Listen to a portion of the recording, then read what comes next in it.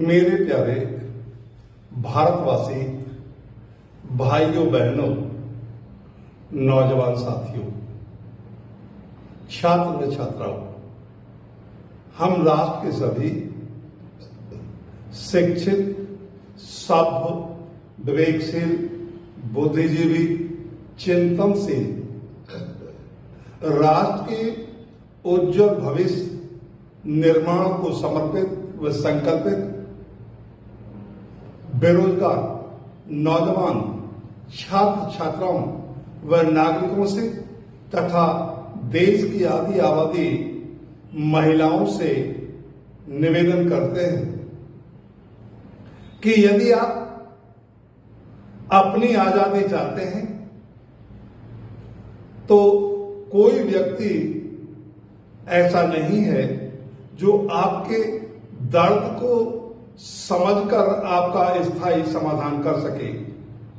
यह जो वेदना से पीड़ित लोग हैं, जो वेदनाग्रस्त लोग हैं, उन सभी को ये बात समझनी होगी और सार्थक दिशा में प्रयास करना होगा, तभी आप इस समस्या का स्थायी समाधान कर पाएंगे।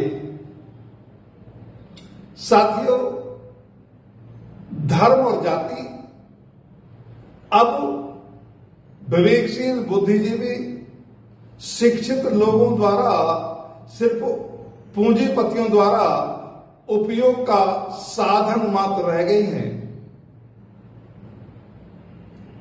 यहां कोई व्यक्ति आपकी लड़ाई नहीं लड़ेगा। यदि आपको बराबरी चाहिए तो ये लड़ाई आपको, ये राजनीतिक और वैचारिक लड़ाई आपको स्वयं लड़नी होगी। यहां जो लोग ये कह रहे हैं कि हम आपकी लड़ाई लड़ेंगे, सत्ता परिवर्तन से भी कोई समाधान नहीं होगा, क्योंकि सत्ता परिवर्तन के बाद भी अमीरों के लिए बनाई गई योजनाओं पर कोई अंकुश नहीं लगाया जाएगा और निर्धनों के हित में सिवाय मूर्ख बनाने के उस जनता के लिए शिक्षा, चिकित्सा, रोजगार आदि की व्यवस्था में कोई परिवर्तन नहीं किया जाएगा। तो हमको नहीं लगता है कि इस देशवासियों की बहुसंख्यक आबादी का हित हो पाएगा। पहले शोषण जाति और धर्म के नाम पर होता था।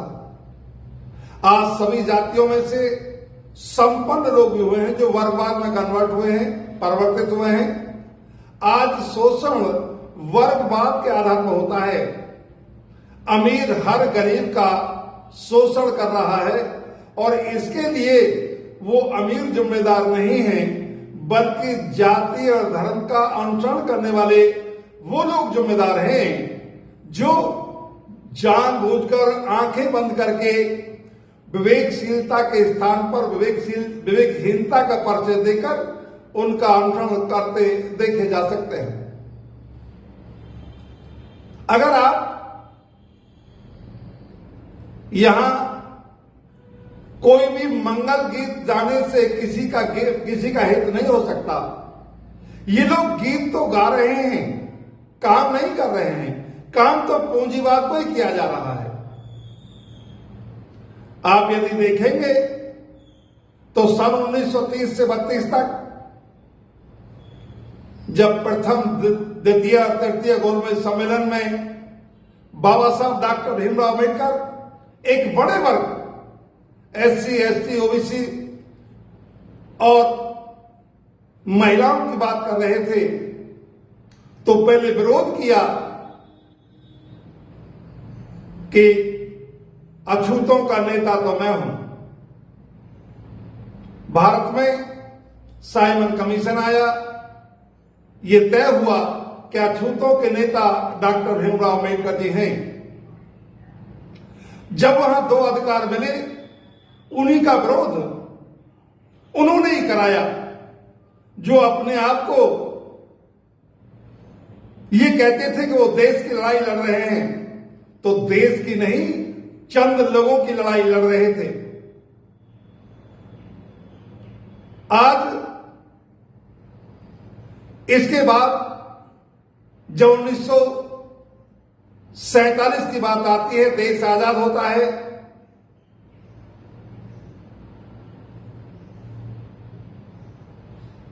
तब उस समय बाबा साहब ये सोच रहे थे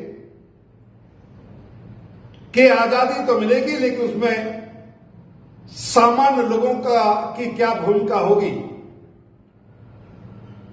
जबकि वो लोग कह रहे थे जो आज राष्ट्रवादी और राष्ट्र के प्रबल समर्थक होने का दावा कर रहे हैं संविधान सभा में कि सिर्फ उन लोगों को अधिकार मिलना चाहिए जो मैट्रिक हो, 10 एकड़ जमीन हो, तो नहीं चाहते थे कि आपको अधिकार मिले। आपको अधिकार मिले तब भी यही स्थिति थी कि हमको अधिकार मिल पाएंगे या नहीं मिल पाएंगे। इसके बाद 7 अगस्त 90 को मंडल कमीशन की संस्तुति की गई पूर्व प्रधानमंत्री स्वर्गीय वीपी सिंह जी द्वारा, और 91 में जब कांग्रेस की सरकार बनी तो निजीकरण, उदारीकरण और वैश्वीकरण के द्वारा उसमें मिले आरक्षण के अधिकार को समाप्त करने की साजिश की गई। 10 वर्ष तक 91 से 96 तक उन्होंने इसका समर्थन किया, और 6 वर्ष अटल बिहारी वाजपेयी जी ने उन्हीं नीतियों का समर्थन किया। 10 वर्ष कांग्रेस के स्वर्गीय श्री मनमोहन सिंह जी ने उनका समर्थन किया, और वर्तमान में 10 साल से लगातार आज जो दूसरी पार्टी है भाजपा, वो भी उन्हीं का अनुसरण कर रही है, जिसका दुष्परिणाम देशवासियों के सामने है। सत्ता बदल ली जाती है, जब दोनों की नीतियां एक हैं तो झगड़ा किस बात का है? सिर्फ लूटने का, कि देश के लूटने का अवसर हमको नहीं मिल रहा है। लोकतंत्र में शोषण SC, ST, OBC माइनॉरिटी का ही नहीं होता है, सभी का होता है, क्योंकि यहां सांसद होने के बावजूद भी सदस्यता समाप्त की गई।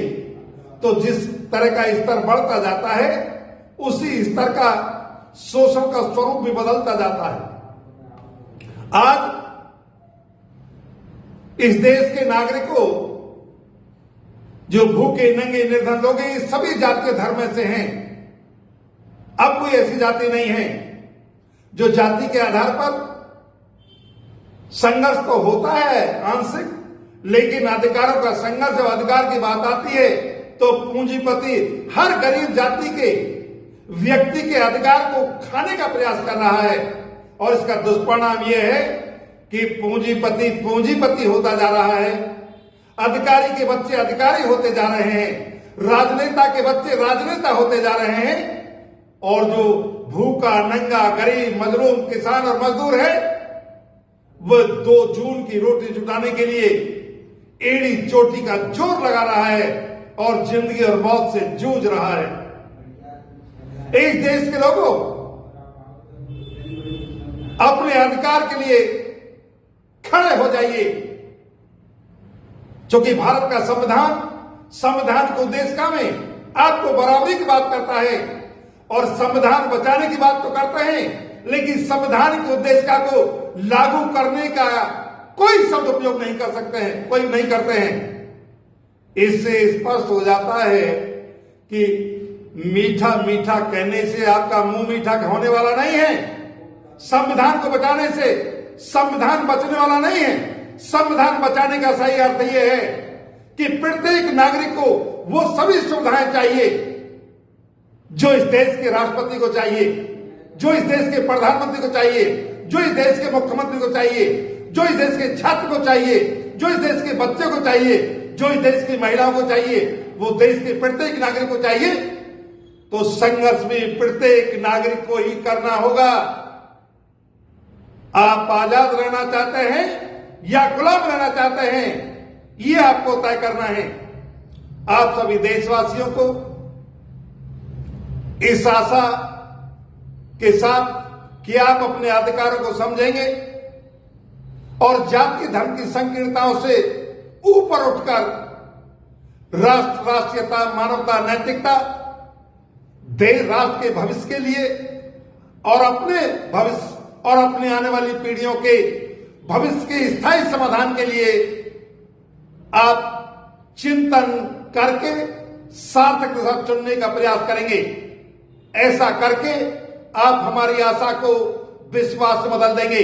इसी आशा और विश्वास के साथ सभी देशवासियों को हार्दिक धन्यवाद। जय भारत, जय विजय भारत।